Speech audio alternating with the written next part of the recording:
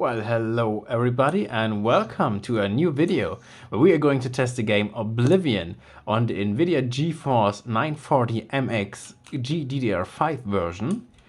And we are playing this at 1080p with the ultra high settings with HDR enabled, which means that we do not have any anti-aliasing enabled because you can't enable both at the same time.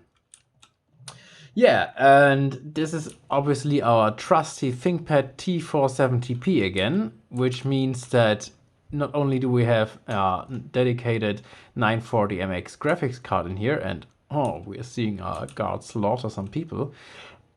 Let's hope he doesn't want to slaughter us because we're actually stealing his horse. He wants to! Dick move! Let me go! Okay.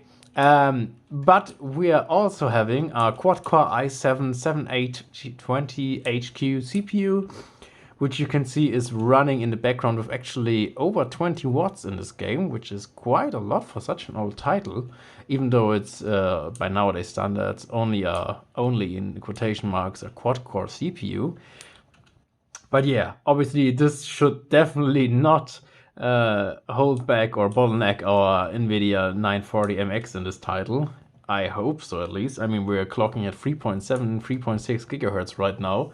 So obviously our i7 is doing some good work. And I guess this is probably not even utilizing all the cores since it came out in 2000 and what was it, 6? So for the most part, I would guess that we are only utilizing 1 to 2 cores at most in this game. And yeah, see some fighting here. And I mean, compared to Skyrim... Hey, stop that, man. What did this horse ever do to you? Idiot. Oh fuck, the guards. No, no, no, no, no, no, no. Well, actually, let's go to jail and see where we end up here. I think, yeah, let's serve our time here. And yeah, as I was saying, compared to what in the actual fuck is going on here? Oblivion really was a wild game.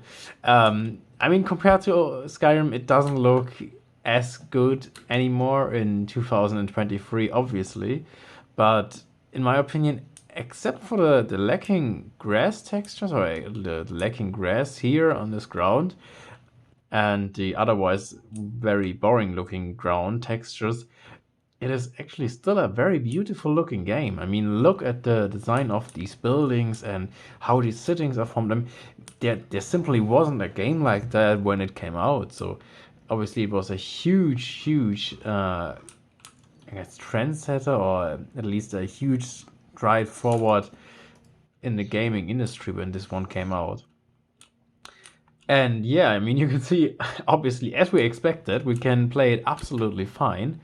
And I haven't experienced any real stutters. I mean, you can see the frame time graph, which is basically very smooth most of the time. I guess we only see those kind of spikes when we are loading in some new things. And yeah, I mean, I definitely would not have thought that this... Okay, why does everybody want to kill us here? I definitely would not have thought that this actually would be a problem to run on this card.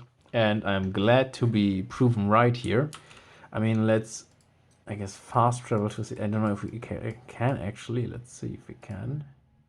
Let's travel over there and see how our FPS are inside the city. I guess, yeah. Huh? Yeah, around the same that we saw outside.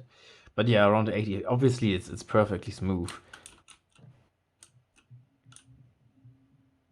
And yeah, apart from distant textures, which never really look good, and which simply are not loaded in, and are only loading in once you're coming closer. Yeah, you could see that there when it disappears here.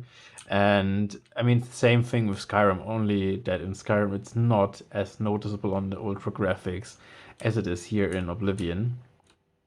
Yeah, I think the insides always were way better to run than the outside areas.